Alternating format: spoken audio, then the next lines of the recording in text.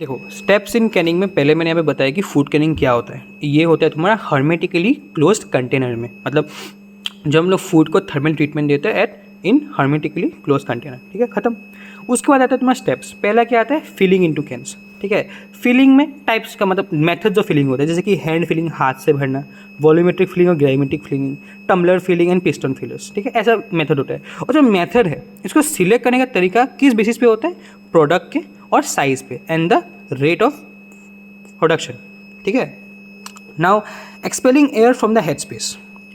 Next step, इसमें Q A मैंने extra लिखा है, तुमको लिखने का जरूरत नहीं, क्योंकि उसे समझो। अगर पूछ लिया तो क्या होता है ना, when heated the air in the head space expands. वो ऑब्वियसली अगर एयर रहेगा वो फूलेगा, वहाँ पे वो वॉल्यूम एक्सपांड होगा and create excessive pressure that में डैमेज द सीम्स। ऑब्वियसली सीम करेंगे ना बाद में हम लोग, तो सीम को डैमेज कर देगा and deform overall the can.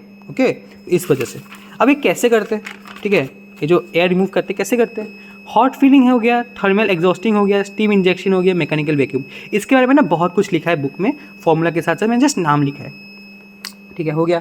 अभी दो स्टेप हो गया, बचा है सीलिंग। सीलिंग में क्या होता है, एक मेथड होता है। ठीक है, पहले तो सीलिंग अलग था, अभी मेथड अलग बन गया। मेथड का नाम है सोल्जरलेस डबल सीम। ठीक है, जो 20th सेंचुरी लेटेस्ट है, और इसमें काइंड ऑफ जो मशीन है वो 3000 कैंस पर मिनट वो सील कर सकता है। ठीक है, इसका जो प्रोसेस होता है क्या होता है, so the double seam is form by mechanically bending the edge of the can body and the lid. मतलब क्या, बहुत ईजी है। ये कैन का बॉडी को भी थोड़ा बेंड करता है और जो लीड है उसको भी बेंड करता है और दोनों को प्रेस कर देता है। ठीक है, वही मतलब कैन का बॉडी को बेंड किया, लीड का बॉडी को बेंड किया, दोनों को प्रेस कर दिया एक साथ, तो वही लिखा है यहाँ पे to create an interlocking seam.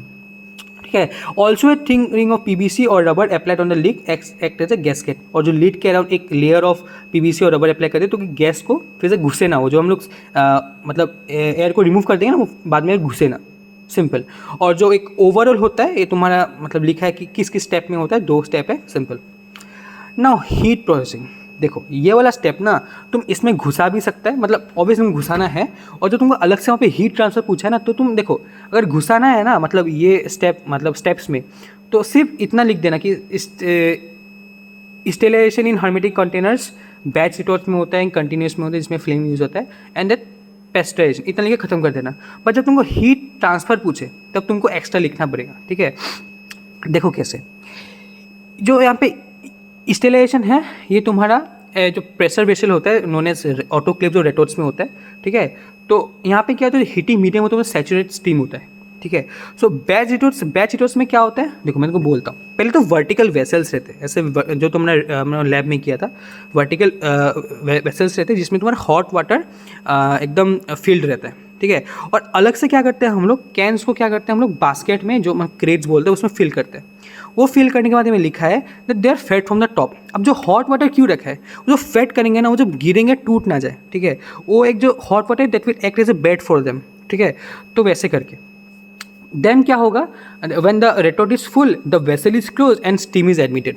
ठीक है, स्टीम एक बार घुस गया, उसके बाद हम लोग क्या करेंगे, वाटर को निकाल देंगे and the whole process will start.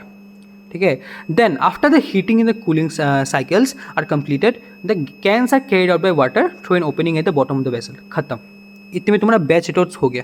ठीक है, दूसरा है कंटिन्यूस वाला, इसमें तुम्हारा फ्लेम्स यूज होता है। फ्लेम्स मतलब इसमें तुम्हारा क्या होता है, देखो सेम है। ठीक है, द हीटिंग मीडियम सिर्फ चेंज होगा यहाँ पे, जैसे कि यहाँ पे पहले ही जो हीटिंग मीडियम था वो था सैचुरेट स्टीम, यहाँ पे है हॉट गैस फ्रॉम फ्लेम्स। ठीक है, एट एटमॉस्फेरिक प्रेशर। इसका प्रोसेस भी सेम ही है। After preheating in a tunnel with steam at atmospheric pressure the rapidly spinning cans heated using direct flame then maintain in a holding space before being cooled. खत्म। Next है तुम pasteurization. Pasteurization actually क्या होता है, देखो products with pH below 4.5 can be provided with appropriate preservation at temperature below 100 degree Celsius by pasteurization। मतलब pasteurisation के through हम लोग प्रोडक्ट को बिलो जो प्रोडक्ट pH 4.5 है उसका बिलो का हम लोग 100 टेम्परेचर के बिलो उसको अप्रोप्रिएट में रख सकते हैं। ठीक है, वही है। ये कैसे करते हैं, after removal of the air and sealing as describe previously the containers are heated with non boiling water. इस मेथड से हम लोग पेस्चराइजेशन करते हैं। खत्म।